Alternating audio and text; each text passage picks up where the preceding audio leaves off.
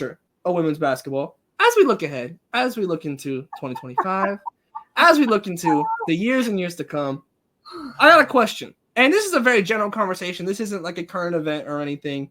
But off the back of Juju versus Paige and Hannah versus Paige and Hannah versus Juju, and also the other players that are making rounds like Keely McMiller, who going viral for what people are like the ridiculous handles and everything that we've seen.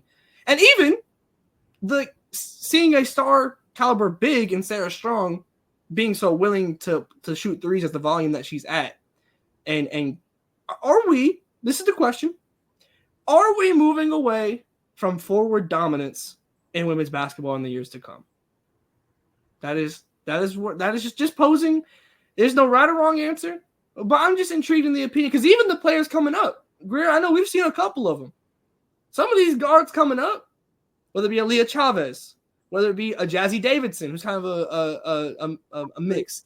Yeah. Kalina Smith, who just signed with Adidas, is Jersey. Like there's a lot of guards coming up. It's not like there's certainly some. Don't get me wrong. There's forwards coming up too. But when you look at like it feels like there is an interesting shift where teams are going to start rebuilding around guards, especially if you got guards playing defense the way Juju and Hannah are. But yes, I'll just open like what are we feeling on this? Because I think it's an interesting shift we're seeing. I think dominance is an interesting word because like to me, there's just like physical gifts that some players are just born with that. Yeah, I'm gonna be dominant because I am literally bigger, faster, stronger, and then on top of like the training that the girls are getting nowadays. So like, while Candace was like a needle in a haystack in terms of like, this feels like a once in a lifetime player. With all of the resources that the women's game has now, it feels like more likely like things like that can happen. Mm-hmm. I know Andrew has talked about some girls choosing to play other sports other than basketball, but yeah, when you see like all the NIL investment and all, like it seems plausible that there could be more like players like that who are just like physically just born with crazy stuff, and then they can get like the training to develop. I just think like, so I do think bigs are always going to be like, that, but I also think like a lot of the bigs are coming from overseas. That's another part of it. So we're not seeing them at 15, 16, 17 because they're playing in Europe somewhere. You know what I'm saying? So depending on how that checks out, like are more of them going to keep playing in U.S. universities and colleges? I don't know. Or are they going to go, straight to the league like a Dominique Malonga might do this year in the draft, right? So I think that's part of it. And then, yeah, like as much as like Steph Curry also like has, as much as he's impacted the boys game, like he's also drastically impacted the women's game as well. Mm-hmm. Mm-hmm. And like that level of precision, that level of like dedication, hard work to the craft, like I just think, and then you get the Caitlins, the Jujus, the Pages, like now we can name like 12 other girls that we saw over the summertime who are going to be household names. Mm-hmm. And I just think like for guards, it may have taken longer in the past for you to know, oh, she's one of those ones. And now you're seeing it at like 15, 16. Mm-hmm. I think that's fair. Like, Johnny? No, I agree with Greer. Like, domestically, the girls are tiny. Because even, like, Zach Randolph's girl, like, she's a freshman, but she's only, like, 6 foot. Big Snatch was, like, 6'10". So I'm just like, the girls just ain't that big no more. And I don't know what they're doing overseas, but they, I don't know, them school lunches be hitting, it looked like. So children, free lunch. Please. Free lunch. Please, if you want Hoopers, if you want us to keep winning gold, we need free lunch. Please. Free lunch. Yeah. And we'll better. I'll get into that later. But like it's interesting because I think they're more popular and more talented, but then when we start talking about dominance, That's like you really got to be doing something to be dominant. You know what I'm saying? And South Carolina still has the on lock as post player U, so we'll keep holding it down on our end. You know what I'm saying? But yeah, I think I agree with Greer. Like I think we're going to see a shift in like the overseas integration. Yeah, I think what's interesting to me is realistically, right? Like obviously we have players like Lauren Betts coming down the pipeline who are absolutely cornerstone. Like you can it looks like a player that you could build around.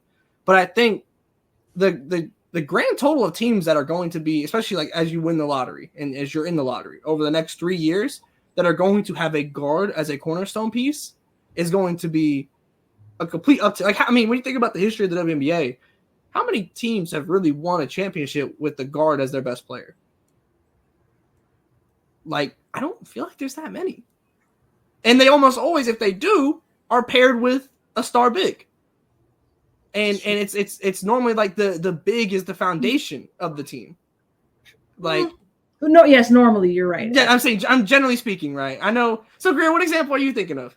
Come on, man, don't play with me. Come on, no, but like this, I think it's go into it though because I think that's year, right when Phoenix wins. You know. Yes. So I think that is one of the more interesting. Like that is the exception to the rule. Like to see a guard in that way lead. Obviously, you have a solid big. Obviously, no guard's just going to do it by themselves, but no big's going to do it by themselves. So like it's interesting to think that in 4 years' time we're going to have a Caitlin-led team, obviously with Aaliyah there, more presumably. Caitlin, you're gonna have a Juju-led team. You're gonna have a Flau'jae-led team. Paige, like these are the type of players that are gonna be built around. Okay, Shawnee, Hannah as well. Like I'm looking at the ESPN Hoover, like the rankings for college. Seniors, high school seniors right now. There's only one player in the top 25, let's say, who's even above, who's like 6'4" or bigger.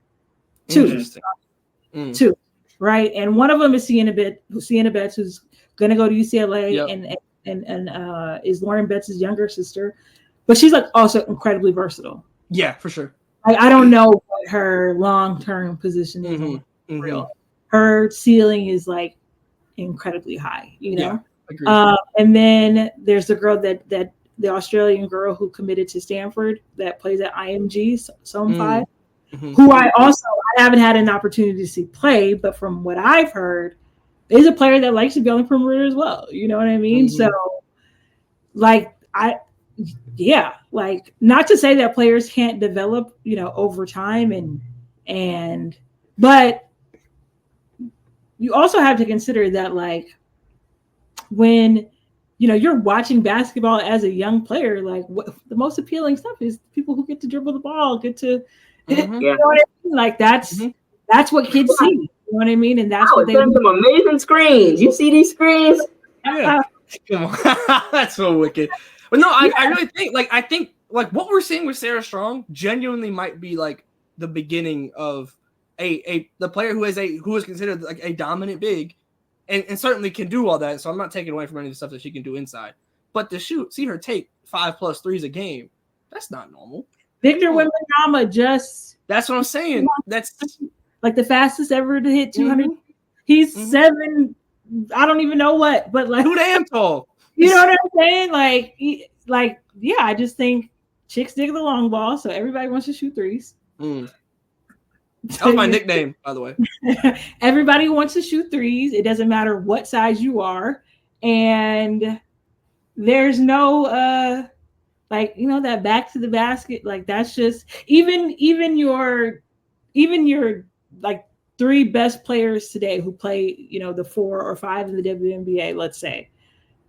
Asia, Stewie, Jonquel. Fee as well. Fee. All like can be ball. I mean, please. Go ahead. So the smallest one out of all of them. Yes. Yeah. Right. Yeah.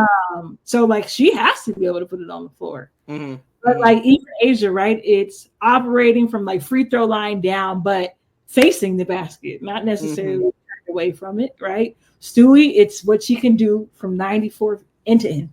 Mm-hmm.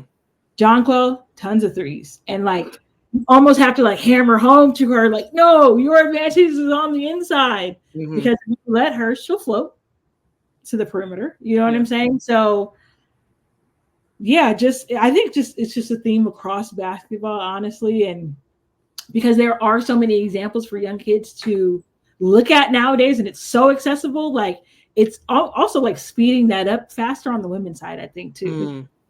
Mm-hmm. I agree.